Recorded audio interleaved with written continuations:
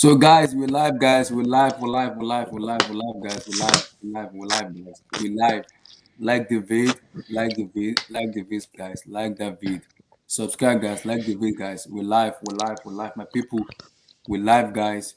Make sure you subscribe to the channel, guys. Smash that like button, guys. Today is called a slap kiko, not a classical anymore. It's a slap kiko.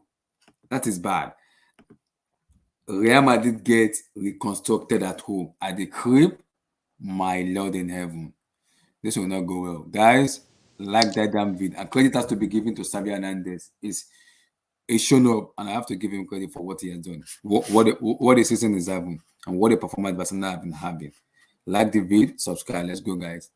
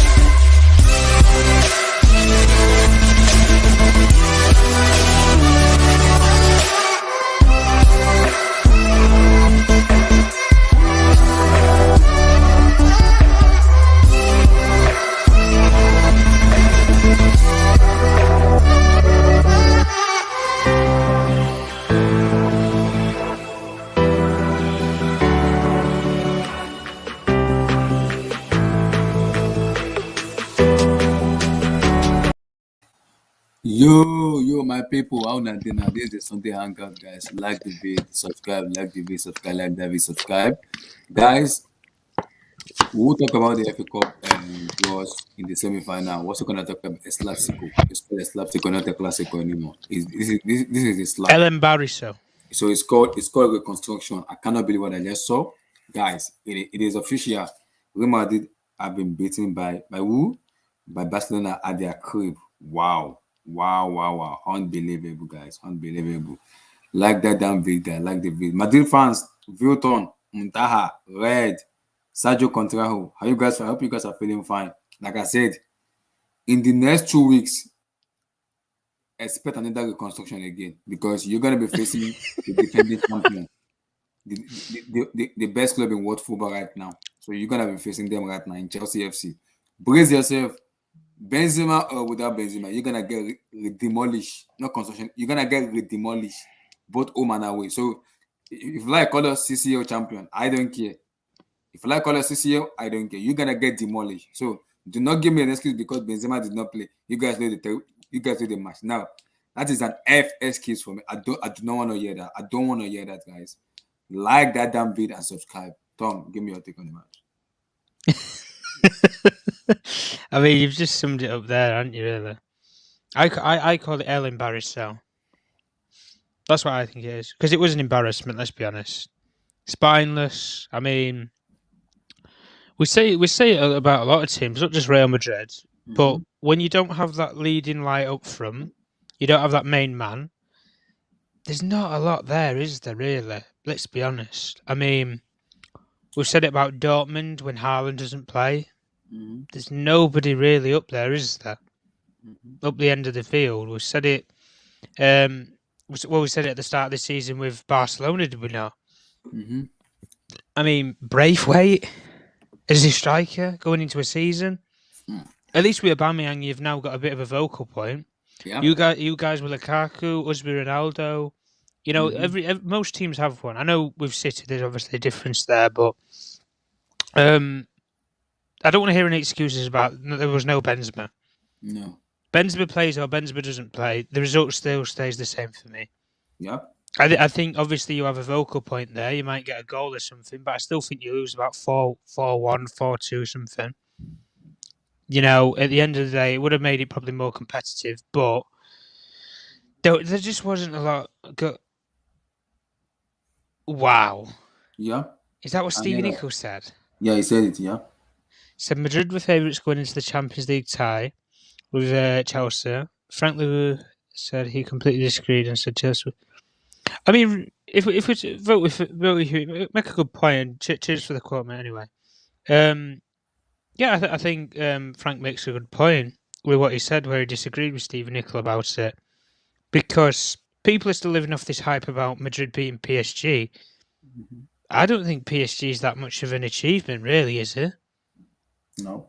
What? Because they've got Messi, Mbappe, and Neymar. Hmm.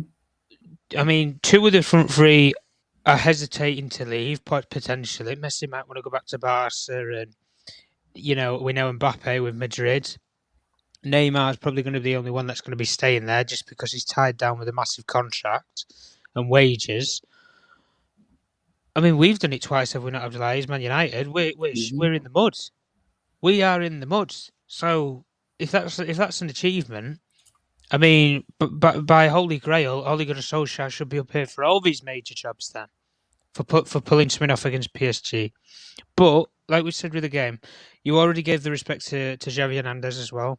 Big respect to him. I mean, going into that football club, regardless of the situation, everything, just going to Barcelona Football Club is a big job. I Hmm. think it's probably top 5 jobs in the world. That is high level, high intensity, hard to drill, hard to run. And I don't just mean in Javi as well. I mean his whole coaching staff as well, because I know some of the people that he's got in that coaching staff, experienced hardliners, people Hmm. who know the Spanish league and people who know European football at the Hmm. highest level and the highest degree for the last 25 years. Proper Hmm. footballing people. Hmm. And like we say, he came into the football club, lost the best player in the summer window. The financial situation as well didn't help. He's got rid of a couple of players, Coutinho and players like this as well. Yeah, albeit it's on loan, but it's something to go off of at the end of the day. But I think transfers, I think tactics, I think play style. He's got everything to a high degree at the moment, and I say that at the moment because I want to judge it at the end of the season. I don't want to get overgassed and overhyped about it, but to say he's been coaching for, I think it's between 5 and 8 years, something like that. Hmm. That he's actually like learnt the game to pull off something like he did tonight. I mean, it was a tactical masterclass. Yeah. The movement, the pressing channels. Yeah, like people say, SSB saying there, Xavi masterclass, perfect example. And big up to SSB. Perfect example of it. I mean, he did an interview a couple of months. I think it was like a year ago actually on the. I think it's called the Coach's Voice, Hmm. and he went in depth about tactics and about play style and stuff. Anybody who speaks Spanish or anything, honestly, go and watch it, and or even just put the what do you call it when you watch a film and you got the writing on the bottom? What do they call that? Oh, the subtitle. Subtitles. That's it. Yeah, put the subtitles on it and actually read what he actually put and what he actually said about tactics and philosophy in football. To be fair, to say he's not been coaching for that while, he's got a good understanding of the game. I will give him that, and you could prove that today. I mean, system wise, Arejo, I've already said backstage to you, give the kid the contract, otherwise somebody else is going to snap him up. I already said about you, Abdullahi, if you lose some of these centre backs, go and get Arejo. Free transfer, bang, young person that Tuchel can develop. I would say the same thing about Man United. We need a centre back to replace Harry Maguire. Go and get the young lad and give him the contract. I mean, Aubameyang, dead. I was told dead, finished, buried. Career ended at Arsenal. He's had over medical problems, COVID, heart problems as well with what we're seeing with a lot of footballers nowadays and stuff. And doing what he's doing in the league in Spain. Xavi's got a proper tune out of him, proper vocal point of a player. Usman Dembele again, another assist. What a player! What a I player! mean, it, I mean, I just think Barcelona will be making a mistake if they let him go.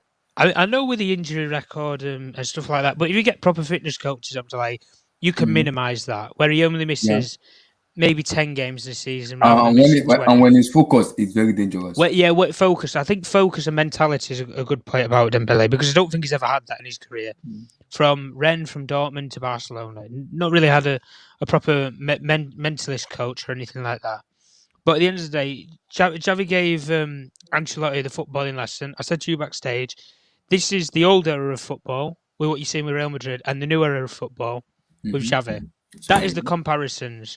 The new level of football is about pressing, is about high intensity, and is about what would the other word we can use? Pressing, high intensity, and quality. That was it. I think this reminds me of And if you don't have those three things, you are honestly finished at a football club. this reminds me of when Pep Guardiola was there when he took over from the B team. Is it 2008 or 9? If I'm not mistaken. I think it was It 2009, was 2008. 2008. Yeah. Because when they were playing that free flowing attacking football, like from Yeah, it was tiki-taka that. pass to football, and they were very Yeah. fluent. Like when they have The Johan Cruyff model. Yeah. exactly when they have was it Ibrahimovic or Heto? I'm not sure. When they have this kind of player, they were very efficient. I think it was Eto. It was Eto, wasn't it? Oh, you see, wait, so you talking about like the one with that Villa in it? You talking about that one? Yeah. No. Yeah. So that's 2010 and 2011. Oh yeah, 2010-11. Yeah. I mean, brilliant at the day, but like we've said with it, and I don't actually know who made the comment in the chat. It was SSP anyway. He made the comment about who does Real Madrid hire. I mean, Carlo is not going to be here for the next 2 years. He'll be gone by 2 years. I guarantee you that. So go for somebody up and coming and build a plan around the next manager. Like you say, they've got dinosaurs for midfielders. People will say, well, at 36, Modric can still run the show. Listen, in 2 years' time, he's going to retire. The man's not going to play till he's 40, 50 years old. He's got to retire at some point. Go and get a proper recruitment strategy, a proper, young up-and-coming coach, the likes of a Nagelsmann. Obviously not Nagelsmann, but in that sort of model that you can have a couple of years Who did development they with. get? Then? That's what the problem. Who did they get? Who's they get? Where's If that I'm in Florentino Perez's position, and being heavily honest here, Abdullah, I don't care about the philosophies of football.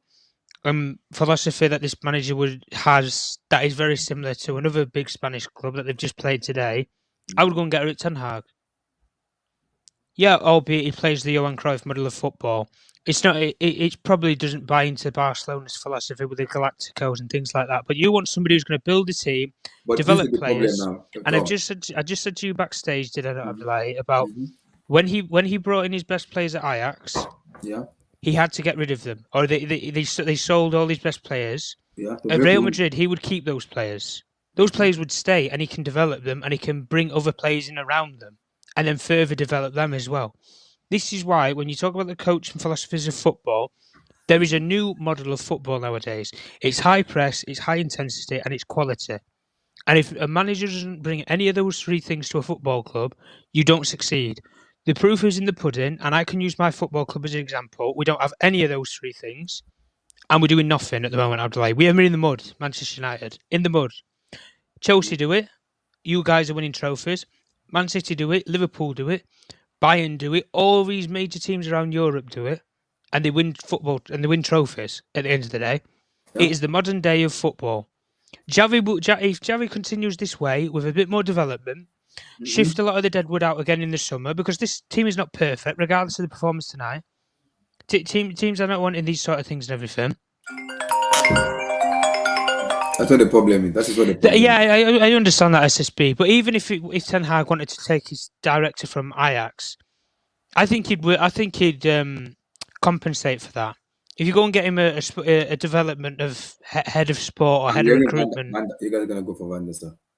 Oh yeah, well, not even. I don't even think Van der Sar, to be honest with you. Go and get someone like a Paul Mitchell or something to work alongside him as a sporting liaison or something, or as people say, an advisor, or the new role that's coming out around consultancy within football clubs. Go and get somebody to work that he can have, like, as a right hand man in a way, to be the liaison from the coach to such as Florentino Perez, the middleman, should we say, like what Leonardo does at PSG, but not in such a political way, so to speak. But yeah, like we said with Xavi, I mean, all respect, credit to him.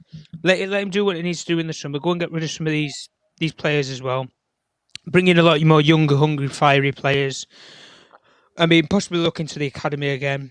There's a lot of success coming out of that with the likes of Pedri, Araujo, a couple of other players that are probably missing as well. You know, there's a lot of more positive things to say about Barcelona now than there has been in recent years anyway.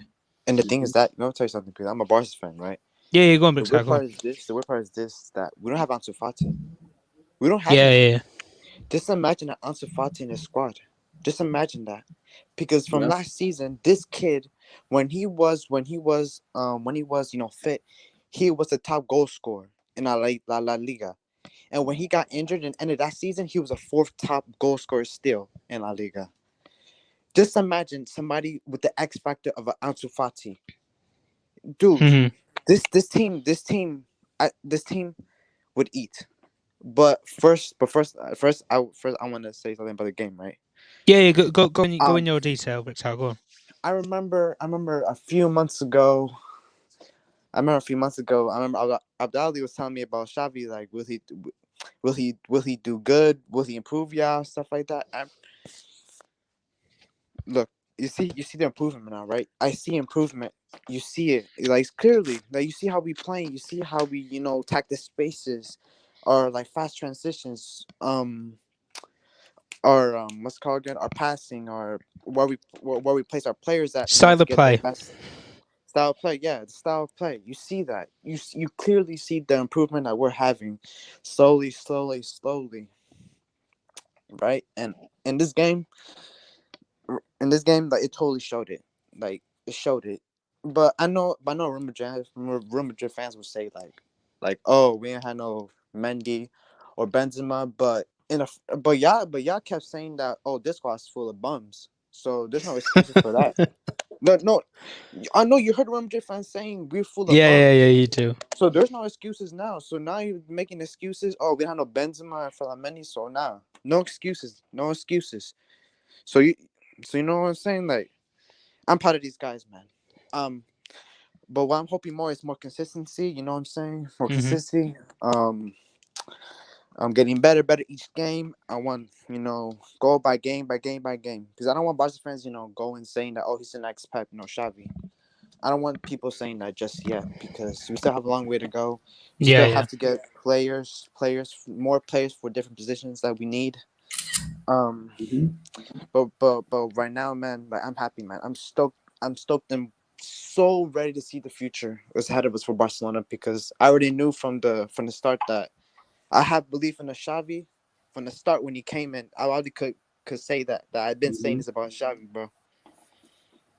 He's a So Barcelona yeah, man man. at the end of the day. He puts the club's interests at heart before his own. Yeah, yeah, man. I mean, so if he did something spectacular, I mean, go win a trophy. Yeah, Boost man. his coaching credentials at the end of the season. Europa League, or I don't think you're in. I don't know if you're in any of the Spanish cups if any's in my Oh, last nah. other. We got out, but Yeah, for you me, got like, Europa outed. League, I mean, Europa League, like, go and win Europa League. You got nothing to lose. yeah. You're To be gonna honest, I comfortably think, make the Spanish top four. So yeah, there's like, honestly, nothing really bad to go for. yeah, because honestly speaking, like I feel like we're gonna win Europa League. Like, I feel like I we think you are will. I not think you confident. will. I think so, because like, not like being respectful, right, to other teams. Like, they're good. You know what I'm saying? Like, they got Lyon, West Ham. Like, I know how, like, you guys talk about West Ham is, like, real good in the Premier League, right? I think they're good. Hmm. But respectfully, like, this team is playing like a whole nother level at the moment, I'm hoping we get consistency. When we get consistency, then I'll be more confident that we got the Europa League on the bag. But man, I'm excited, man. I'm excited for these young players, man. I'm so excited, man. I'm so happy. Yeah, that's all I got. Um, but you are happy going forward. How impressed were you with the players, Aubameyang, that Ferran Torres? I need to check on that guy. Is an idiot. He's a ridiculous. He's a bastard. He's a ridiculous bastard. He is a bastard. How do you to, miss a to be total? honest, It's like you're right. Like, Barcelona's answer to Pulisic. Who is worse to be between him and honest, Ronaldo in missing chances? wait. Oh yeah. Yo, what you about to say about it? Who Abdel? is worse between Ferran Torres and Timo Werner in missing chances? Oh, One's Spanish and one's German. I mean, I'm about to lie to you. He did miss that one real good chance. Like, he was in front of the ball, and this man just totally, like, flew that shit out the fucking net. That shit went out. But the players today, like, Like the players, I'm proud of them. Like I rate. I think I don't know who was the best player today. I think it was Frontor was making good runs. Aubameyang. People said it's Aubameyang. I think it's Aubameyang. Yeah, because like Aubameyang was in good positions. You know. Vuitton, you need to join this team right now. No excuse. I don't want to hear I was at work. No, nothing at work. No. Be humble, bro. Be humble. Yeah, Be but humble. You call out Tosin when he lost to you guys. You have to come out and take your help. You gotta take your help. Vuitton, you gotta take your help. I'm DMing you, tweeting you right now. Take your help. No excuse. yeah, Aubameyang was playing well, man. I feel like he's the man of the match, to be honest. And Ferran Torres, no, actually Dembele as well. Dembele was on fire in this game. He was 2 assists. Give him the money that he wants. Honestly, if he keeps being consistent with this in big games especially, we have to give him the money. Honestly speaking. I mean, his injury record's not been that bad this season. Let's be honest. I think it's yeah. improved. He's not missed as many games. Absolutely, because we have like we changed our You've got a new position. fitness setup. Yeah, that was Xavi's fitness setup he implemented, and it's working wonders with Dembele. He's got his like 10 commandments almost, hasn't he? Where you're late for training, you get XYZ fine. Literally. You like excuse yourself. You don't turn up to training 2 hours early or something. You get a fine. There's clauses of if you don't perform in training, then there's no guarantee you get on the coach to the game and stuff like that. Honestly, it's like a military camp. The way that he's run the thing. But I mean, the players have bought into it at the end of the day, so there's not really a lot of complaining that you can do. But he learned from the best, did he not? He played under the best, I think, anyway. Yeah. Especially in the last 10 years, which were Guardiola. So Alex Ferguson was probably the more 20, 30 years of the decades. But then if you go in more modern day, you'd have to say Guardiola is the best person that you can learn under. As a player or as a coach, really. You know, Arteta's doing his thing at Arsenal. He's got the coaching. What's the word? I guess learning, education from Pep. Xavi's done the same thing because he's played under him.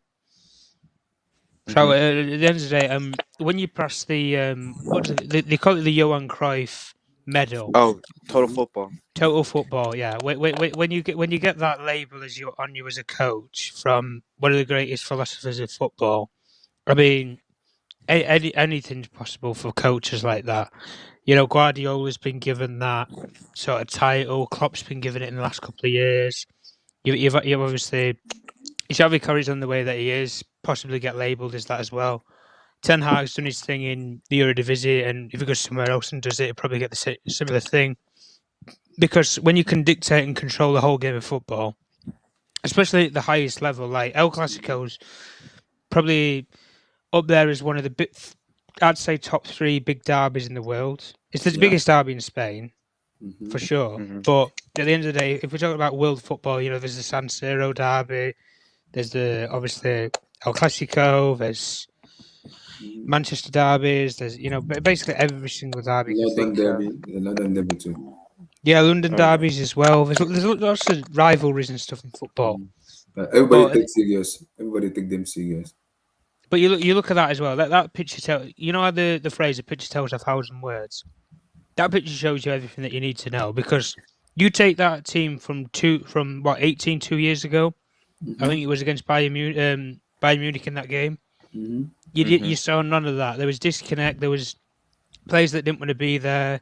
The managers was questioned, Kike Setien and Valverde. There was a lot of question marks over play styles and the politics of the football club with Johan Laporta and Bartomeu and things like that. Sporting directors as well. But when you say the picture that you put on screen now, Abdullahi, that tells you 1,000 words about the difference in the team now. Because like you say, you've got, I would say, from what I can count on the screen, you've got about 3 or 4 young players that have come through the youth setup. You've got, should we say, 3 or 4 veteran players that have been there through it all. Then you've got obviously your players that have superstars on the day, the likes of your Dembélés, your Ansu Fatis, your Ferran Torreses, etc. That can win you games. But the whole feeling around Barcelona is more positive. Yeah. And when you have positivity at a football club, even regardless of all the negative, you've got to go through some pain to get some gain. At the Yeah. end of the day, Mhm. you know, It's all Man about United. people. It's like what we're facing as in Vuitton and what we're facing in Chelsea right now with the owners. We gotta Oh be more yeah. I patient. mean, but Yeah, that's short term pain, and then you'll get long term gain from it anyway. yeah, Because we'll get long term. you'll get some more Mhm. stability around your football club with ownership.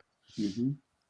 But it's like with such as Barcelona, they've been through that pain and that hard period, should we say, where you had the I don't know what the word to say. I mean, de-aging, destruction part of the football club, where you had a lot of the old players at the football club, the old regime, Mhm. where it was all about the big bunnies, the big signings, trying to match up with the Galacticos and stuff like that with Real Madrid.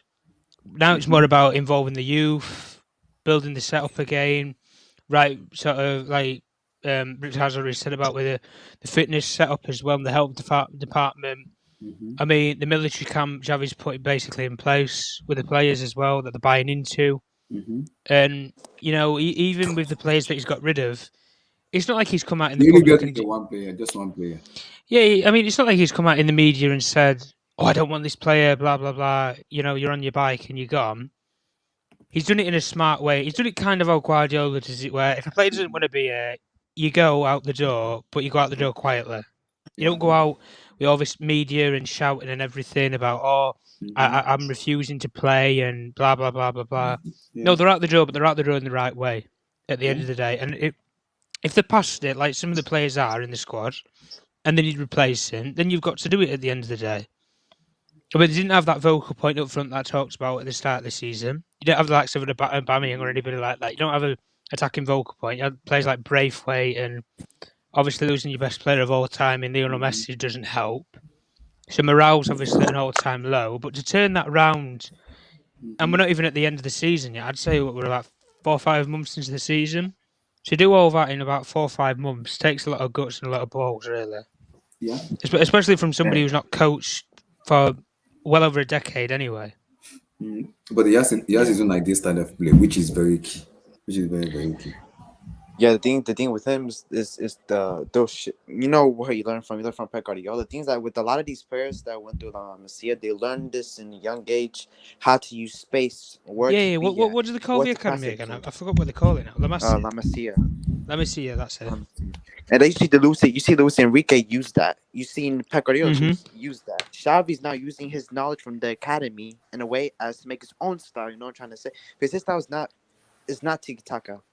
Is in its own way. It's sort of like, how can I say it? It's like very very fast paced, right? Very fast paced. Not really tiki taka like back then. It's not really like that. It's like more like a. How can I explain it? He got some Engine. characteristics. He's like a like an engine, like. Yeah, like an engine, because his style of play is not really like tiki taka how it used to be like that. How, like, 2010, 2011 is not like that. It's more Mm. quick transitions, passing real Yep. high, passing real quick like this, get the ball quick and run with it, and pass Mhm. and pass in Yep. quick Quality on the transitions. ball. Yep. I also think a team that can beat the Barcelona team are a team that is well drilled. Like let me say, a counter-attacking team that can beat it because if they are very good defensive, you can shut Barcelona attacker down and just eat them on the counter. PK and Araújo a little bit sometimes. Well, that showed. I'll tell you the game that showed that up as well about the counter-attacking resistance was the Atletico game Mm-hmm. where Barcelona beat them. You beat them 4-1, didn't you? I think 4-2, 4-2. 4-2. Sorry, 4-2. Mm-hmm. But what Xavi did, he utilised the wide areas. So Mm-hmm.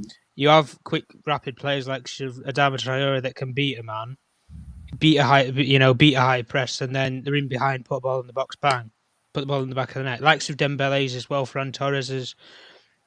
But at the end of the day, they've got the options, Barcelona, of what they can do now, really. I know, Mm-hmm. obviously, club finances are still messed up and everything. Obviously, that's going to take a couple of years still to sort out. But if you recruit the right players at the right ages, like I've said to you many times, I'd like, if they need a young striker or whatever, Mm-hmm. Jonathan David, Alexander Isak, I mean, Darwin Nunez, for example, at Benfica, they're just a couple of names. There's a long list that you can go for. We said about with centre backs as well. There's a lot of young, hungry centre backs out there that you can go and get if you need a centre back to replace midfielders as well. With hidden gems all over the place in the world of football. And even with, like we say, we're not even ruling out the academy because a lot of great young players have come out of that academy in previous decades. You know, Javi was one of them. At the end of the day, who was brought in from I think he was brought in from Las Palmas, put into the academy, set up and everything, developed, and then moved up to the first team.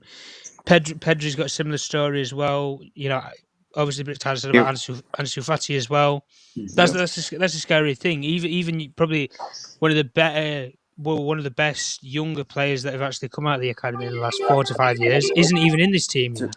Yeah, to be frank, like the best one who really came out of this academy is like is honestly who can give us the X factor. Who has that? You know what I'm saying? Is Ansu. He's and Gavi as well. Gavi's up there too. Gavi as well, yeah. Gavi. Did you get that contract sorted out with him yet? I can't remember. I think most likely because right now we're getting like the free agents at the moment. So yeah. Well, you're getting Frank Kessie, aren't you? Yeah, we're getting Frank Kessie. We're getting Maswari on the right back from Ajax. He's good. Are you getting Aspilicueta too?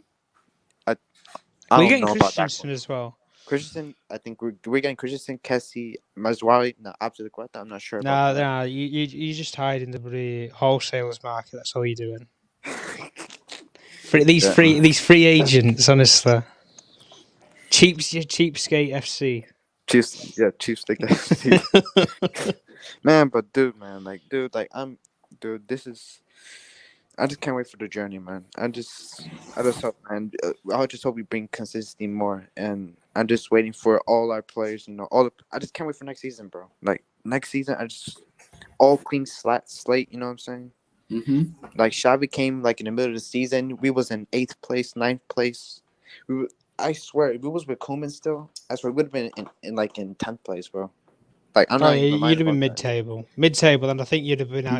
But you also have to remember something. You guys are gonna go into a bad period where the fans need to be very, very patient.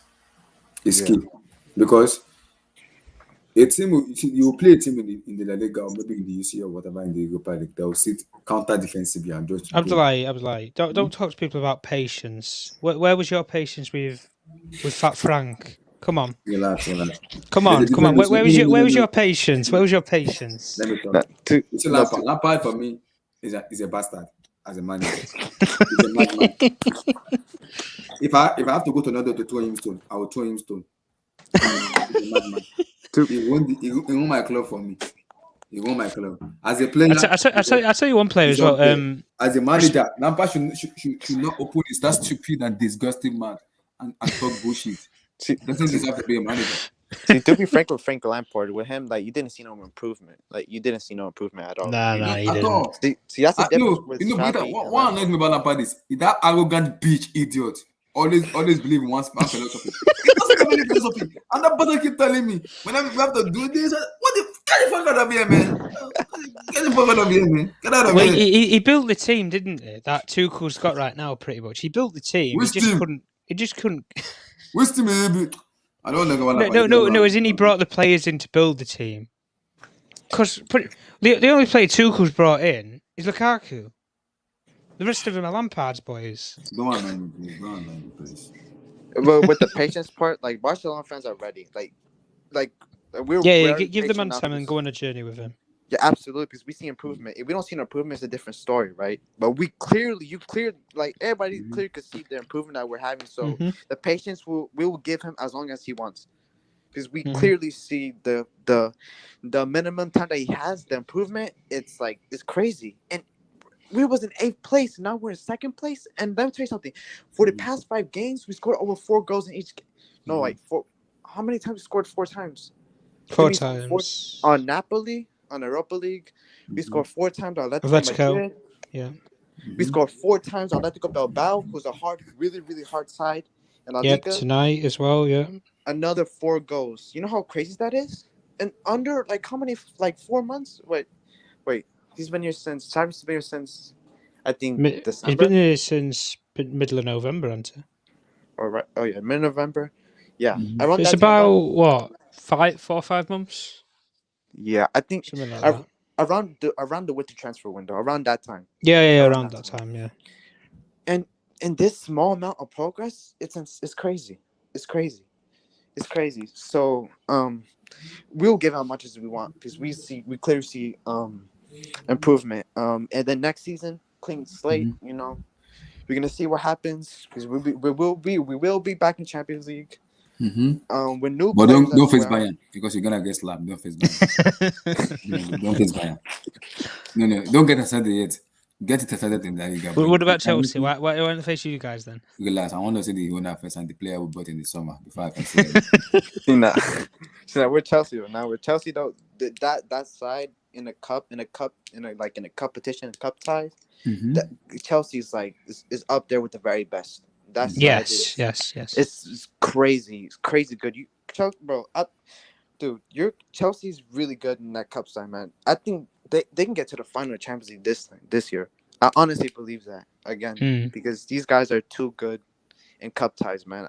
Especially, I remember you guys went in the final against Liverpool in the FA Cup. Was it FA Cup or Carabao Cup. Carabao Cup, that's it. You guys should have won that. Honestly speaking, I think they should have won all the games against Liverpool this all the games season. to play them, all the games you should have won. All the games at Anfield, you should have won if you didn't have that man. If you didn't have Reece James sent off, you should have won at the Bridge. Should have won at Wembley. Should have won all of them. Yeah, man. Chelsea's a powerhouse at the moment, man. That team against in the cup tie, man, that's a whole nother stress level right there, man.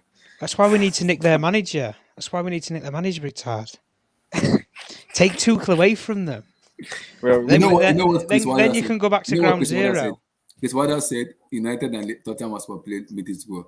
They could not beat them. Why? He said despite they have a fully fit squad, they could not beat them. But he said Chelsea played them.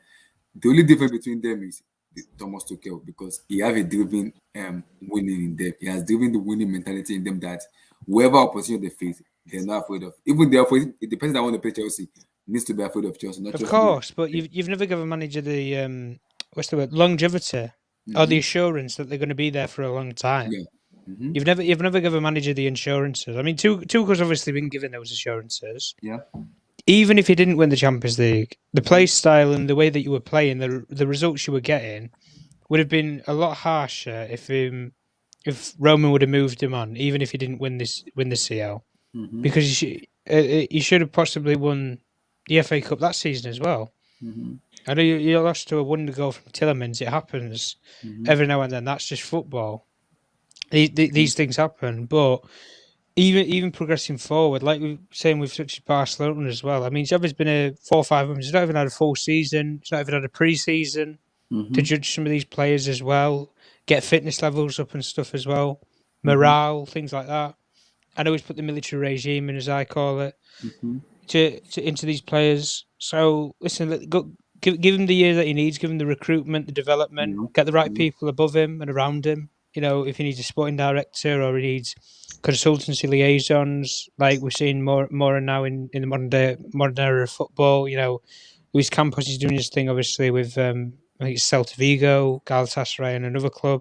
You know, go and get some of these proper footballing people to structure a football club above young coaches like Xavi and stuff, to give them that freedom and that bit of a middleman between them and the board and the ownership, even, or in Barcelona's case, the presidency. Yeah, man. Yeah, like, I agree. Man, football heritage is in it. Football heritage is in the toilet today. Nah. Let's just be relaxed, man. Nah, if you want to talk about football heritage, right? Look at Man United. We've got one of the longest heritages in English football, along with Liverpool. One of them's sitting on cloud 9. The other one's sitting on planet Jupiter. We're all the way in space. Oh my days. That's deep. We're just drifting. We're what do you call them? Like meteors, just drifting in space. Like to be frank though, like with Real Madrid, like for them, like they're gonna come back. Like they're gonna come back. This won't mess them up in the UCL. Of course. I highly doubt that. Another thing too is that next season they're gonna have Mbappe, like, and that's gonna be crazy. Like Mbappe there too, because especially how Mbappe's playing. They might go for Haaland. It depends. They might go for Haaland. It depends. I think he's City bound personally. I think he's going to City. Yeah. I agree. Are you sure you're going to City? Yeah, I think he is. I know it's only Van Bictar's opinions, but I think he will. I think Guardiola will push the boat to go and get him. See, the thing with Haaland is he wants to be the main man. He doesn't want to. He won't be the main man in Real Madrid. He won't be. That's it. You'll have the other players: Mbappe, Benzema, Yeah. your Modric's. You know, I'm going to say Ramos then for a second. Well, you never know. Might go back there. They might go back to Haaland. I'll ask you a question anyway, Brick Tide, because of what's happening with Messi. Would you take him back? Even with what's going on now where you don't have him in the team?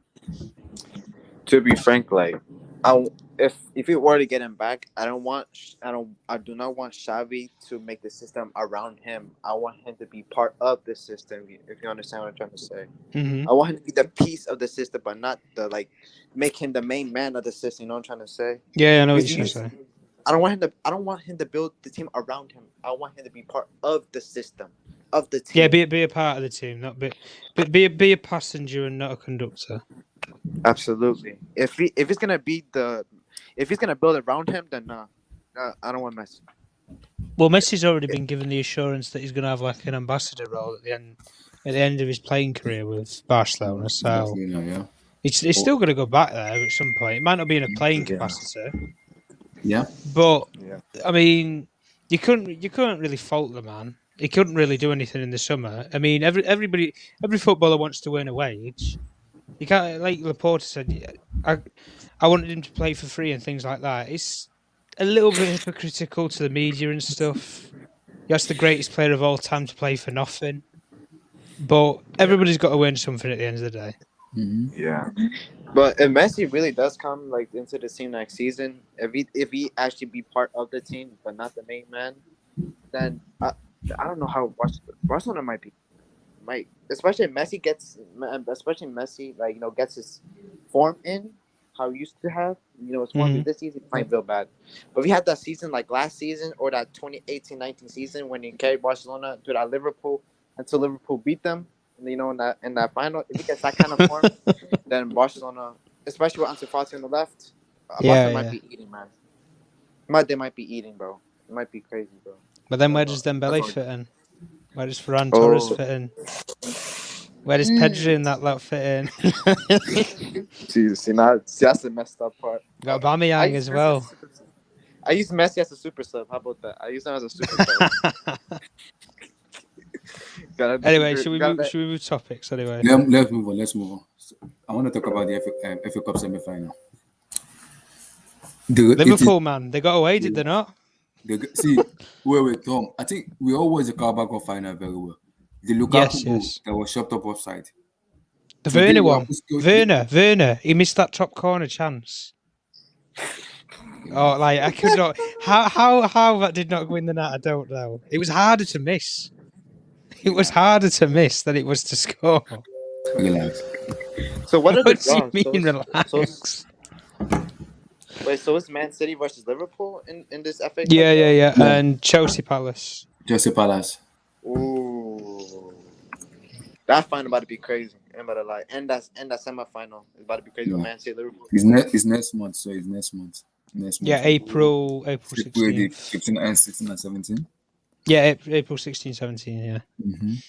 I mean, I'm not bothered anymore, Abdullahi. My team's checked out for the season, so I can just be a neutral. I don't care anymore.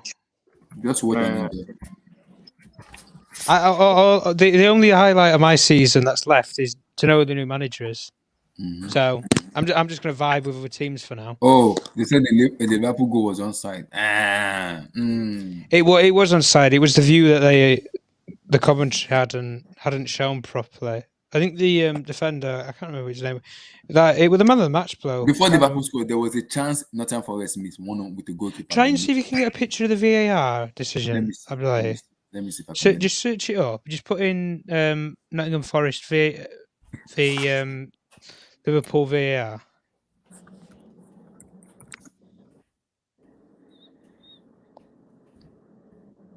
And then put VAR and see if it comes up with it. And then go to images.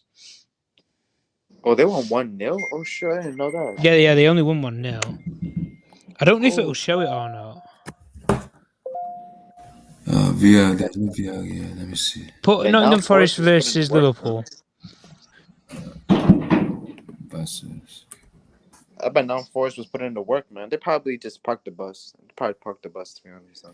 They didn't actually. To be fair, they gave him the game. No, Oh, it's really? not coming. It's Was a not good coming up game. with it. Was a good game. I didn't know if it were going to come up with the lines or not. Like they show you on the screen just when you're watching the game. But anyway, to be fair, from the different angle that they showed, it did look onside. Mhm. From the first angle, you'd have thought it would have been off. But I can't remember who played the ball. If anybody knows who played the pass to Jota, I think Tamikas. who? Tsimikas. Mm-hmm. Yeah. Good, brilliant ball. Mm-hmm. Especially to cut the lines like that. But you always get this with these sort of teams, don't they? They always have that one killer ball. Jorginho did it for Havertz when you won that game recently. Who were it against? Against Newcastle. Remind me, that was at Newcastle, yeah. Mm-hmm. That one just killer ball that in behind, and you get the right player with the right touch or the right connection on the ball, and it's in the back of the net. City do it for fun with players Foden, Sterling, Mahrez. All of them can do it. Liverpool are the same now at the moment as well. And but I think the one thing that Klopp needs to hold on to though is he needs to be careful with some of these players, especially the attacking players. He's overusing them too much. No, it's not. It's not overusing them. It's not necessarily it's not necessarily competition, but there's no guarantees. Put it that way. Like Salah has a bad game, he might not play the next week, and you put that to Mohamed Salah, who's played every single game pretty much for Liverpool up to this point. That's going to have an effect. Same with Mane, same with Firmino. You know, you can put a whole new attack on, pretty much. A whole new front three like City don't do. Because you could play Diaz, Jota and Harvey Elliott. Or you can play all the different combinations like City do at the end of the day. And they've got the squad depth now, Liverpool, to compete. Yeah, they do. They have got the squad depth, especially attacking and midfielders. Defensively, there's question marks there because of the drop in quality when you leave Van Dijk out of the team and Matip. Like we saw tonight, even with the fullbacks as well, without Trent and Robertson. I know they were without Trent for a couple of weeks. Yeah, he'll be there for 2 weeks, I believe so. People say I should take Twitter. I should check it. It's on Twitter. Let me see. Liverpool. I hear a lot of Liverpool fans saying they might win the treble and all that. The quadruple, you mean? You think they can? Nope. I don't think they can. Whoa. Really? Well, I think they've won the Carabao Cup, and that's how they're going to win. Dang, that's. I think City win the Premier League and CL. I think Chelsea win FA Cup. Relax. Why are you telling me to relax? I'm giving you a compliment. No, see you. I'm giving you. You ain't getting that CL. I'm telling you, Guardiola. If it's the last thing he does, he will hire an assassin on Thomas Tuchel. That's what I'm gonna do to have a live stream. He will do him JFK style. That's what he will do. If he needs to. Guardiola is desperate this season. We'll see. He came so close last season. He overthought it. He regrets it now. He's going to go back to that final. I want to talk about what's this guy, Patrick Vieira. What the job is doing at Crystal Palace? What the job is doing? He does this every time, though, Abdoulaye. Honestly, don't look into this season. Judge him next season. He did the same thing at Nice. First season, brilliant. He got them into the Champions League. Second season, they got demoted to the Europa League. They didn't even get out of the round of 32. And then they finished 15th in Ligue 1 the following season. Then he stayed for the third season. He then got them as low as 18th, and they sacked him. So don't be oblivious to what you see in this season, because judge him next season. If he does a brilliant job next season, then by all means give him all the praise in the world. But I've seen this before. I've seen all of this before. We've seen it with Pochettino at Spurs. Brilliant at top four making and everything. Goes to a big club at PSG with all the backing, all the money. People wanted to see him get backed and everything. Abdoulaye with a proper footballing structure. He's got it all, and he can't live with it at the moment. Cannot live with it. Same with King Carlo. With Carlo Ancelotti going back to Madrid.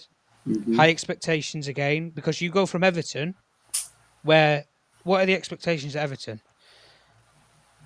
You know, stay in the second end of the table, and we'll get on to Fat Frank as well.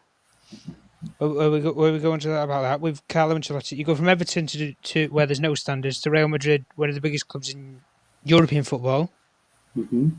where the standards are XYZ high. I mean, the sky's the limit at the end of the day for these sort of managers. Yep. You've got to you've got to give like I say, you've got to give Vieira the credit for what he's done this season, absolutely. But don't be oblivious to it and go all in as in to say, oh, you know, if it craps out with Arteta at Arsenal, Vieira's the man. You know, judge him after 3 years. That's why I've just said that. To judge him after 2 3 years to see how I was gonna perform. Got out, you know, throw his toys out of the pram if he doesn't get what he wants and leaves, or gets sacked if there's a bad run or whatever. I mean, you guys should know at Chelsea, should you know? Sacking managers every season. It's not gonna happen anymore. Why? Because Is it not? Is it not? No, if we take Tommy Tuchel, it depends we on the bring him because to there's no way the new one is gonna come and let we sell him the Old Trafford story. You know, Man United, the biggest club in the world. Are you serious? Old Trafford, the biggest stadium in the country Are outside you Wembley. the biggest club in world football? Still relax. What do you mean, relax? Relax. Stop that. Do you know? So I would actually laugh if that happens. Though. I don't think it's gonna happen. I don't think it's going to happen either. I think we're going to get Ten Hag in the end of the day. Even David Oyston said it in his Sky Sport that in the next few weeks we're gonna know the new Manchester United. I don't want to know the next 3 weeks though. The two managers that we want, I'd say, neither of them have anything to play for. No, both David of them are going to win. Said it in Sky Sport that you guys in the next week you're gonna get a new one. Yes, manager. I know we're going to get a new manager, but we should have announced who we're getting now, if that makes any sense. Because Poch has already wrapped up Ligue 1. They're not going to bottle it from there. Ten Hag's already wrapped up the Eredivisie with Ajax. So neither of them are in the CL anymore. Neither of them have anything to play for. I mean, Ten Hag's got the Dutch Cup as well. I mean, did Poch get knocked out of the French FA Cup? I think he did, didn't he? I can't remember anyway. It was a while ago. I know he's not winning anything other than Ligue 1 this season, put it that way.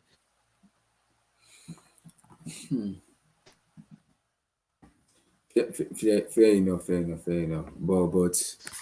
But anyway, let's jump to Lampard. Come on. I want your thoughts. I'm putting the question to you. Come on. My problem with Lampard is Francisco. My problem with him is he's too arrogant for me.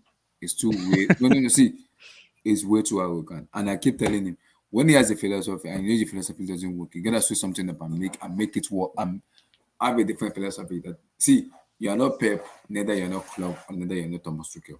You are not a philosophy manager. All you thrive on is press, and that's it. The way Crystal Palace played them today, Crystal Palace should have won 7-0 today. I think they should have won about 6 or 7. Yeah, because they missed so many chances. And but I look at Lampard and it makes me laugh because, and I keep saying he's making the same mistake he's making in Chelsea. He keep making and he keep giving excuse on the players, not taking responsibility. You as a manager, are you taking responsibility? That's what we need to ask. Do you think he gets them relegated? Is he taking responsibility? Do you think it? No. Put your neck on the line, and I'll do the same thing. Do you think he gets them relegated? Yes or no? It's tough. I'm not sure if he's gonna get relegated. Yes or no? I'll sure. give you my answer. I think he does. I think he gets them relegated. He get relegated? I think Everton go down. What? I think Everton go down with Watford and Norwich. Wow. And I think Brentford stay up. Who goes up then? Brentford and Leeds stay up. Wow. And Burnley. Burnley? I think Burnley stay up. Wow. I think Everton. Everton are destined to go down because away from home, Abdullahi, they have got nothing. At Goodison Park, they have the 13th man in the crowd. They have Goodison Park behind them. But apart from that, and it's not going to be in every game they're going to have that, because they go a goal down, the crowd collapses. We see it in big games against the big teams. But at the end of the day, we go into the season that we do with Frank. He sold the whole idea to the board. I know it from myself, from finding it out and everything. He sold the whole idea. He sold his tactics, his play style, and the Everton board bought into it over the other guy. What's his name? Victor. I forgot his name now. Victor. He was the Fenerbahce manager anyway. You know who I'm on about, Victor. Victor, whatever his name is. I can't remember his name off the top of my head. I'd have to go through my emails and stuff. Yeah, but he sold the idea. He sold the plan better than him and Wayne Rooney as well. Wayne Rooney was in the mix as well. But at the end of the day, we go now where Frank is in club number 3, Derby, Chelsea, and Everton. What's his best achievement, Abdullahi? I don't know. Do you want me to tell you what his best achievement is? A fight, an FA Cup final against Arsenal. Were you guys? Which he lost. I'm failing to get promoted with Derby. That's his best achievements. And now, potentially, he's got a relegation on his CV. Potentially, with Everton. I mean, because they play Liverpool, Chelsea, Man United next, he's not gonna win that match, and Arsenal, it's not gonna win them. This is why I'm saying to you, and some of these games are away from home, and they've got nothing. They are shot away from home. The only match is at home. The only match that's gonna be at home is against Chelsea. That's it. And Man United. Man United, that's it. The rest of it are away. Well, we've ripped the season off, Abdullahi, so they might get 3 points from us. You never know. Everything you never ever know. And lead jokingly, football is not the greatest. I think. Do you know something? I want to make a point about Jesse Marsh. He did the interview with Kelly Cates, Gary Neville, and Jamie Carragher on Sky Sports, and he spoke about philosophy and trying to change the system from Marcelo Bielsa to the Red Bull Sporting Group's philosophy and system. Yeah. He's not had a break in the gap where he's had 2 or 3 weeks where he can work with the team and the players on the training ground. He's in there 3 games a week, blah, blah, blah, blah, blah, game after game after game. He's not had that consistency where he can go and put his ideas across to the players and get them to buy into it. With the international break, like he said in his interview, it comes at the best time for him because he can get his philosophy across to the players and get them to buy into it. His tactics, his play style, and formations. And I tell you now, when you come back from that international break, you'll see a different Leeds United. You won't see the one that you saw where they're wide open at the back and they've got nothing in attack. I don't think they'll concede as many goals. But I think in terms of scoring goals and stuff, there has to be more. They need to win games consistently to get out of the position that they're in. I think they will get out of it. I think they not necessarily have the players and the quality to, but I think just the mentality. It's Leeds United. You know, we've had the fairy tale story of coming back up through the Championship to the Premier League. Do we really want to go back to the Championship? No. So, at the end of the day, you've got that philosophy there. Everton don't have to worry about that. They've never been in this situation. Yeah. This is where I think this is all new to them. Clubs like Leeds and stuff have had these situations. Burnley do it every single season, do they not? So, these sort of football clubs already have these sort of opinions and they're almost accustomed to it and used to it by now, with how football is and everything. But like you say with Lampard, he's been in there. I said the same thing for Lampard. I will give him the props and the respect that he deserves.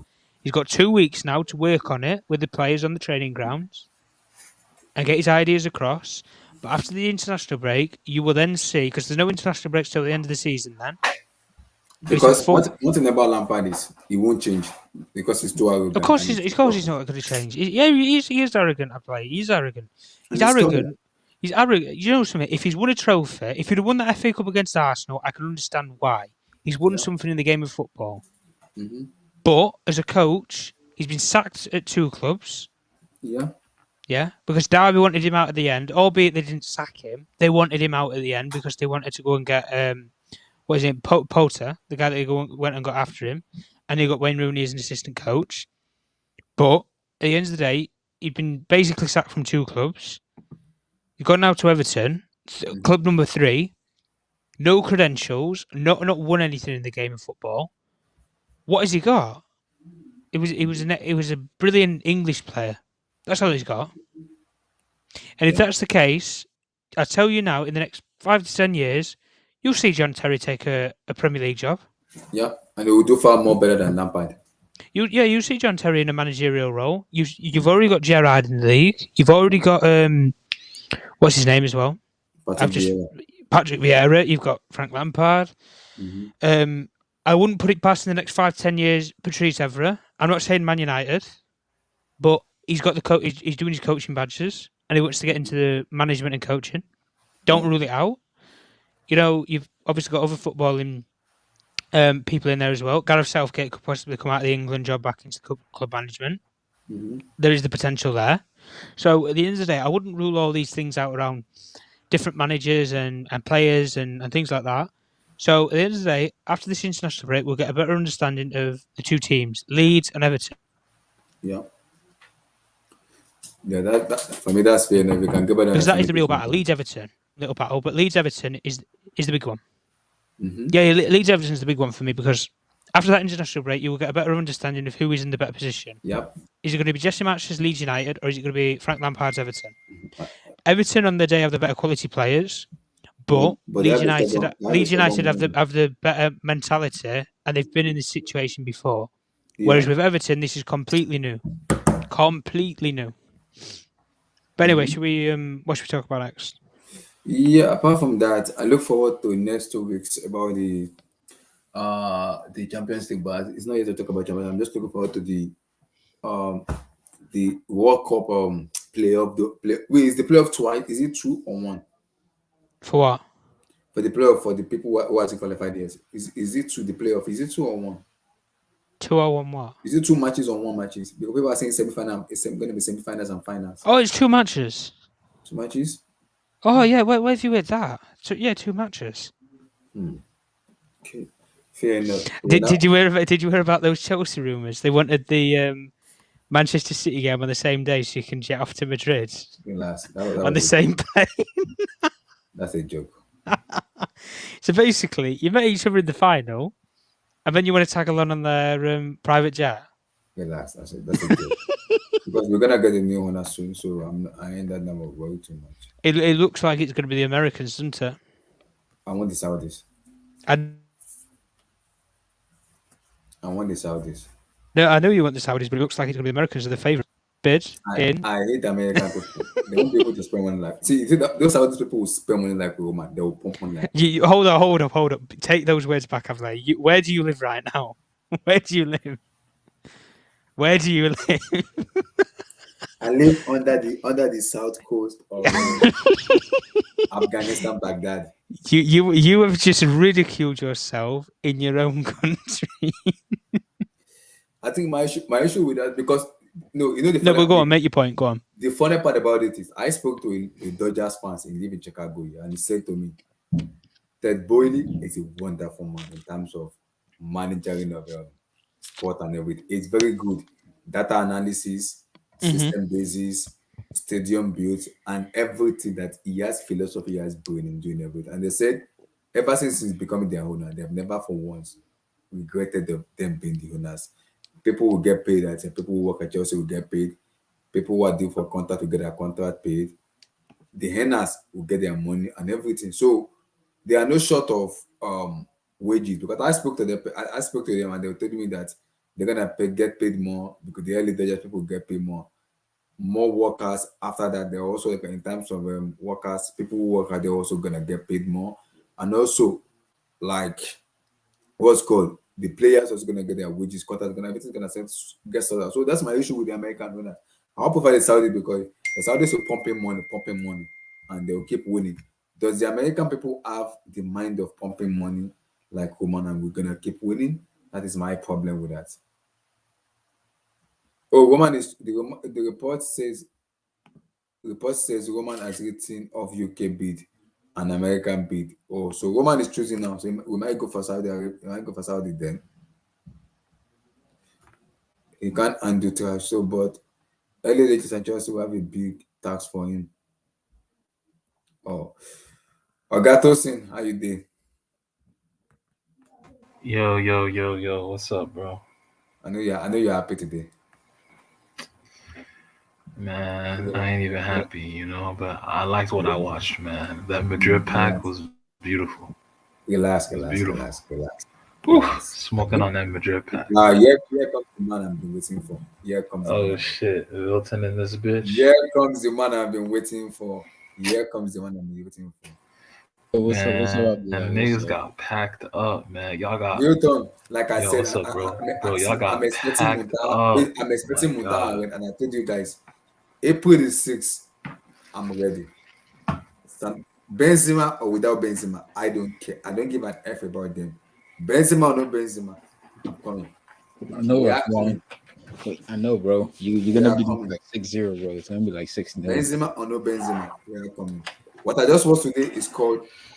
I That is a didn't watch the reconstruction. game, bro. I was out. That's why I was able to text him. I didn't watch the game. Why'd you duck? Why'd you duck the game? Huh? Why'd you duck the game? I was out. And two, I didn't really care too much about going into this game. Obviously, the way we lost is Because you were bad, but 9 points ahead or something. yeah, this Classico to me didn't really matter that much. But the way we lost today, man, like my God, it is what it No, is. So, it's a demoralizing loss. That type of loss can ruin a season. I mean, the international break is coming up, and we're Real Madrid. We're not mentally weak. I'm just saying, I think in lose a season. You lost at the crib like that. Your We fans lost. started We lost. whistling. Your With fans started whistling 2016, your own players. 2016, we lost 4-0, and we went and won in the Champions League. 2017, Messi scored the game-winning goal. We end up winning La Liga by what 1 point, and we won the Champions League that season. We lost 6-2. We end up winning. No, we didn't win any trophy that season. Barca won the Copa. There, won every single trophy. The 5-0, the 2010 The 5-0. 5-0 and what's it called? 2010. The We still won. 4-0. We The still won 4-0. trophies. We like I I said though, mean, we're not used to defeats though. It has never affected dude, Real what do you Madrid mean you ever. still won? You just won like a Copa del Rey that season, and then what in 15, 16? Okay, yeah, you won the Yeah, we Champions lost League four. on a, Yeah, and they beat us but 4-0 at the and Bernabeu. they slapped y'all 4-0. Yeah, Yeah, it doesn't like we're not mentally weak. It's still that same core team from 2016. I know. I never Well, said you're mentally weak. I just said that it's not gonna. I don't think it is, this can especially drain a whole season. not really because you know why I say that the Like it international was break really is coming up. demoralizing, bro. The international Like break is coming up. Zeman, coming. The international break is coming up, so I'm not really worried. Any momentum that they have, nah, y'all Not got really, cooked, man. Oh Man, Lord. congratulations, man, on beating us, man. I'm happy you get a trophy, man. I'm happy for Barca fan. I know there's a lot of Barca fan on Twitter right now. You guys are out of your cave, man. I respect that. Congratulations, man, on beating Carlo Ancelotti in 2022, man. No, Congratulations. Oh, Newton. come on, that's your That crutch for me, no, now. Newton, That's your new that crutch. for me, that is for me, That's that is come a on, dude. What do reconstruction. you mean? I've always said I don't want this guy to be my manager. I've always said this You season, say you don't want Carlo. You've been saying it for a long time. I want him out. I've always said this. I've always said he just can't compete at the elite level For no who? more. For who? For Madrid. Bro, he's a I know for Everton who though. reject. Who do you want him With out for? Raul. It's time for Raul Gonzalez to come take over, bro. Raul Yo, you see what Gonzalez, Barca doing with Xavi? So you like, yo, let's get Raul. No, but I've seen what Raul is doing with the Castillo. Newton has been saying it even before Sabi came in. He said he wanted Raul and he doesn't want Ancelotti. Okay. I didn't want Ancelotti, man. This He's guy, been I've saying always it said he's a even exactly dinosaur. before even Sabi. It was like, why don't you go for Raul? Let Because him I'm be the like, why son. not? Because who else? Like, I don't want Pochettino. He's a loser. Only like PSG can get Pochettino. That guy's a bum. Ten Hag to me he doesn't represent Real Madrid. He represents me more of a Barcelona type of guy. That guy that would go to Barcelona, and I'm pretty sure Pochettino is gonna go to United. So what would Ten Hag? Does Ten Hag end up saying that? No, but there are reports that are linking Ten Hag to United and United, Poch fraudulent ass. Like nobody is looking for him right now. The only move Poch can make is going back to Spurs if Conte decides to leave. That's it. That's the only job opening for that fat fuck. Z-Man, though, congrats though. I'm gonna enjoy winning La Liga this season. I'm gonna enjoy. You could enjoy having Xavi Ball winning Europa League. I'm happy for you guys. Are they gonna even Nah, win but the dude, blame them. honestly, Vilton, keep it real I don't. though, man. No, Like no, I don't Barca blame have them. something nice brewing up. No, They got something nice that's good for brewing. them. I don't blame them, but Tosin, they've been so shit for the past 3 years, so I don't I don't blame them. And we beat them in 5 El Clasico in a row, so it Yeah, was that's bound to true. end the That is streak. true. So I'm That's happy true. for, in a way, I guess it's bad for Madrid fan that Barca is cooking up something. They're because I was watching the HS stream, they're saying Xavi's already better than Pep. He's gonna be better than Pep, and that. So Xavi's cooking. So we don't know, man. I don't know, but all I know that Mbappe comes in this summer. We might get to Charmini. I'm hearing there's reports that saying that. No, And bro, and all we You need should is Raul. you don't know. You don't think Mbappe watched today's game? Bro, you lost 3-0 to Monaco today. Hey, no, let's stick to the game at hand. Let's stick to the game at hand. Let's stick to the Clasico. Bro, that was a horrible Bro. performance by y'all. Bro, y'all got slapped 4-0. What are you talking about? It's At the Barcelona. crib. Like, It's stop. Barcelona. You got slapped 4-0 at the It's not, crib, but the bro. thing about it is Stop. Barcelona. We got slapped by Barcelona before. You lost might to do Monaco. I'm Bro, sorry. you lost back-to-back games, right? No, you were getting worse at the last game. You lost to Monaco, and it could have been more. What the hell was Pochettino thinking? And you out here criticizing me? We kicked you out the Champions League for crying out loud with this manager, and you out here criticizing me. You need to relax, Tosin. Tosin, I'll give you this though. I'll give you this. Me and you are the same, like based on this season. We both gonna win our leagues, right? PSG gonna win the league, or Madrid, pretty sure we're gonna win La Liga. So we're in the same boat. The only difference is we kicked you out the Champions League, which you were supposed to go through because we have a finished manager. You guys have Mbappe, Messi, and Neymar. That's what I was hearing, and we kick you out. So I don't get it, Tosin. Like, getting slapped. Look, I didn't. Of course, I didn't let's expect the just slap. stick to the topic at hand. I bro. didn't Let's expect stick to the the slap, topic but at I've hand. said this though. I don't understand what like Ancelotti was thinking, bro. Why the fuck are you trying this false nine shit? Who do you think you are, Pep, bro? Madrid, bro. Madrid, a 36. You expect Madrid, a 36-year-old guy, to be pressing from the front foot for 90 minutes, bro? Why, bro? Who else were they gonna play? No. Why not play Mariano? Why not play Gareth Bale? You already played Gareth Bale as a striker this season. Why not do that? At least Bale's gonna give you work rate, bro. I don't expect Madrid to be running back and forth for 90 minutes of the game, and you play Rodri, bro. I don't even know what honestly, we're playing. A lot of frauds were exposed today on your Madrid team. Who? And I'm gonna mention them one by. I'm gonna mention some of them. Militao. Oh God. Militao's a fraud, man. Oh my The God. guy is just a headless chicken. He's a headless chicken. Oh God. Like seriously, bro. Like his positioning, I know, he doesn't know. He doesn't know when to get tight. He doesn't know when to back off. God. Like, bro, like what was he doing today? Oh God, he was looking like a clown out there. That's one. That's one. Let me finish though. Bro, I've been on this nigga's neck forever. Tony Cruz. Tony Cruz is terrible. And is one of the most overrated midfielders of this generation. I do not know. I'm dead serious. No, I'm dead serious, bro. Like, bro, he is just a fucking languid, like switch merchant. Like, bro, he doesn't change anything. He doesn't help Madrid anyway in terms of, I guess consistent passing, but other than that, bro, like he's just not dynamic enough to break open the game, bro. And y'all be getting cooked because of that, bro. Like y'all be getting cooked. Yo, look how dynamic. Let it all out. Like Busquets cooked y'all today. Busquets was chilling all today, bro. Busquets is 38. He's a pensioner. Busquets was the best player on the field. Busquets was the best player on the field today. It was Usman. What I'm saying, was bro, Dembele that was killing them. Tosin acting like it's Militao fault. Tosin, did you even understand what we were playing? What type of formation we were playing today? Bro, none of you could see it too. I've just seen the highlight. You could, bro, you had outlets. Did you know? You had outlets. Did you you know had that two outlets today. You had Vinicius and you had Rodrigo as your outlets. Just because Modric was in the false 9 role, kicks in the starting the press doesn't mean anything. Okay, let me ask you this. Still had the outlet. Okay, let me ask you this. Let me ask you this. Let me ask you this. You stunk. Oh, let me ask you. Let me ask you this, Sosan. If Mendy and Benzema played today, do we get slapped 4-0 still? You might lose, but I don't think so. You might lose. Do we get slapped 4-0? I think you still lose. You're still no. gonna Do lose. we lose 4-0? Do we lose 4-0? Nope. I don't care how you lose. You're gonna lose. Yeah, but you might lose, but I don't think it's gonna be funny. Playing natural. Barca controlled the hell out. Bro, y'all made Eric Garcia, look like Franco Baresi today, man. Like, Tulsa, come on, Tulsa. man. Why couldn't you do that against us? Why couldn't you do that? Why couldn't PSG Bro, do can that? we stick to same? the topic at hand? Like, we're literally talking about This Barca is versus not Madrid. you Let it said. all We're This is out. talking not you about the said. game today. We're talking Let about it the all game out, today, Tulsa. bro. Let it all out, Tulsa. Let it Tosin, all talking I out. was about the angry game today. today. You know what I was mad today? I was pissed off today. Ferran Torres is a bastard. He is a bastard.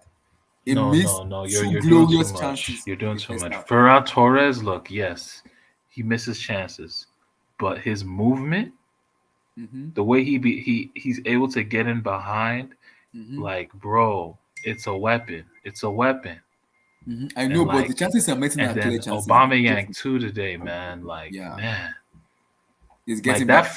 the front three for Barca today were Mm-hmm. on point. They were on Yeah. point. Like Ferran Torres, yeah, he missed chances, but he's dangerous, bro. He's Yeah, still he out there. is. Dembele, Dembele in the first half was crazy. In the first half, it was unbelievable. Mm-hmm. Like, bro, he was cooking Nacho. He was cooking, Mm-hmm. yo, Nacho. Mm-hmm. Yo, this is why I hate Pochettino. By the way, I don't want to make this a PSG thing, but Mm-hmm. how Yeah, do you Tulsa, not let it take all out. Let advantage? it all How out. do you Let it not all take out. advantage of Nacho at left back? If you're like, man, I'm looking at Messi differently, dog. Like nobody took advantage of Nacho at left back. Dembele was killing him today, bro. Like in the first half, bro. Like, and they had to switch. They had to change everything. Mm-hmm. And the thing is, like, even when Madrid tried to make an adjustment to change shit for Mm-hmm. that second half, 30 seconds into the second half, Ferran Ferran Torres. Torres What is did Ferran? one on What one. was he thinking? What was he thinking? What was he thinking? Tosin, what was he thinking? Yeah. See, now that miss is unforgivable. Because I won't it's one deny on it. one with no one is following you. One on one with goalkeeper. Two players miss. Okay, so yeah, like that Ferran Torres chance, he has to score. Another chance that had to be scored was the Dembele chance. Yeah, Dembele chance. Yeah, Dembele, like yo, like I think he he's was dribbled them perfect already. Just firing. shoot. Don't even to poke. Just shoot or place Yeah, the like ball. he did shoot, but like yeah, he didn't place it right. He didn't place it right. And then Aubameyang had a chance for that To the make hat it trick. that trick. Yeah. Mm-hmm. Like bro, Barca could have scored 6, 7 today. 6-7. It was Listen, bad. imagine. See, I'm looking at Barcelona. Madrid. I'm laughing. Just imagine they play Chelsea on Wednesday, and just fall into a player like Harvard, where is in form. Oh Lord in heaven. Oh Lord, Yeah, it's not gonna man. go well. It won't go It well. won't go well. It won't go well. Just Once you put imagine that him. pressure on All him, those chances falling to Harvard, and he's in form of his life. Am I seeing the first half? Chelsea leading 5-0 in the first half. Just up the CV. I'm just up the just CV. play all your best technicians in that game, and you're That's good. it. Pulisic, Play Kai all Havertz, your best technicians in N'Golo that game, Kante. and you're good. That's You're it. good. You're good to go. We open them up like chicken, like fried chicken. Fried chicken. I don't care, Benzema. I keep see this confidence I'm having in the Chelsea team. I've Bro, never we had it gave in like ages. Benzema is a great player, no doubt about it. But we gave Benzema a career. We made him look amazing Because on that those, night. I'm When wondering how he you guys really didn't lost do against them. anything in that Is that not how night. you We got just lost made against? him I look don't great. know. Like I don't this know is how you just lost what we against them. do. We on some bozo shit. Like, bro, it is what it is, man. See, exactly. If it was Man City that played Madrid today, it's like, oh Lord, it won't go well. No. If it was Man City, listen, we might see this construction entirely. But can we talk about Xavi? Mhm. What do you think, man? What do you think For about me, Xavi, bro? this is how I'm gonna judge Xavi. I'm gonna judge him next season because full preseason, getting his players into the team, and also I'm gonna give him full season to assess him and say, okay, But what about so far? Do you give him any credit yeah, for I give him credit so stabilizing? far. Yeah, I give him for what he has done. I give him, but I still see some loopholes in Barcelona, which you can be able to because he's getting Christensen, and that is a damn good defender from Chelsea. That's a wonderful defender. Now he's building a team in which if Barcelona can give him time to kind of process his philosophy into the team, they might be back. The They might, team that they were unbelievable today, bro. They yeah, were fun they've to been playing like watch this too. for the past 2 3 months. They've been Yeah, beating team like they're 4 scoring 0 four goals every. Yeah, they're scoring four goals Exactly. every game. So they're like That's Sabi is doing something literally all that you want from a team. As a football fan of a team that you support, that's what you want to see your team do every week. exactly Just dismantle smooth team sailing, anyhow. 3-0, 4-0. Like that's literally what you want your team to do every Mhm. week, man. Exactly. So you can't hate, man. Like Mm-hmm. Exactly. Like Xavi is really showing himself, man. Is like And the today, coaching side, he looks like Vinicius he's today getting there. look like, for me, it looked like a clown today. Vinicius looked like a clown today. Bro, like when he was through, Mm-hmm. like Vinicius, man, like obviously he's a great player, Mm-hmm. but you know, like he's gonna always have that bozo gene, I feel. Like Mm-hmm. cause he just always fucks up in the last action. You know what I Exactly. mean? One on one, you want to do a lick penalty. Just score the damn goal, man. Score He that damn didn't. goal. That's the thing. The reason why he fell is because he knew that he miscontrolled the ball in that moment. Mm-hmm. That's why he fell. And the referee did not That's fall. why he The fucked referee did up. not fall for it Yeah, at and the all. referee didn't fall for it. Yeah. If he Even if the didn't referee fall miscontrol for it, that ball, if he didn't there's miscontrol VAR. that ball, yeah, and there's VAR, yeah. But if he didn't miscontrol that ball, yeah, he Mm-hmm. didn't die. Well, yeah, he did he slip or I think He he tripped over died, the man. ball. Yeah, he tripped over. Yeah, exactly. Like he miscontrolled it, bro. Like Mm-hmm. and like He did. that there, like if he doesn't do that there, he probably gets a shot away Mm-hmm. and maybe he scores. Who knows? Yeah. But man, But but I still today for think Barca, Benzema would have made the difference. If Benzema played, it would have made the difference. They will lose. he would have, but like They will still I don't lose. know. I don't see that much of a difference, bro. Like they Yeah. were getting destroyed in midfield. It's too much. It's Getting too much. destroyed. Bro, Busquets ran that game today, bro. Just imagine. Busquets. Just Busquets imagine is what. unreal. Yo, Imagine Busquets, what. how old is Busquets? 32, 33. Just imagine Busquets, what man. N'Golo Kante is gonna do on Wednesday. Just imagine. That is what's great. What Kante is gonna do? He's gonna run the show for them. That's what they're gonna do. Just him We'll only. see. We'll see. We'll see. We'll see. I just No, pray but yeah, like Tuchel does not play Lukaku. Please Tuchel, please and beg. Don't play Lukaku on against nah, he Madrid. won't. And He beg. won't. But Please, Lukaku, though, honestly, I'm gonna keep it real with you, though. he's been picking up Like from step against by step. Alaba and like My problem with Militao, Lukaku is he should do Alaba. well against a team like No, he should kill them. no, He no. should kill them. You know the problem. But the Lukaku just has Alaba and no he has no they'll keep you know why mentality they'll right keep now. him quiet. You know why? Because Alaba and Militao can just hold up Lukaku. What against Albert? The problem with them with Albert is that Albert can move. Lukaku can move. Yeah, Havertz will go into different pockets. Yeah, Albert will cause Alaba and the Militao problem in which they're gonna cause an issue. It will cause them problem a lot because those pinball passes, those passes of the ball, Havertz will just be moving into spaces. And now Havertz will should Hakim Ziyech is Havertz will back into be form now. With those oh, shorties from down grid, he's back into form now. so you'll play a back four? But yeah, back four, yeah. You'll Might play start back Malang Sarr? No, Marcos Alonso. We might just play, we'll just tell Rudiger to keep an eye on Vinicius. Maybe we're gonna have triple double Vinicius instead of one person. It's gonna be two persons. So Rudiger to step out. While Thiago Silva will stay in the Rudiger's lane to cover up the two lines. Instead of Alonso being the one that's gonna be going one-on-one with Vinicius, Nah, but Rudiger plays left of center though.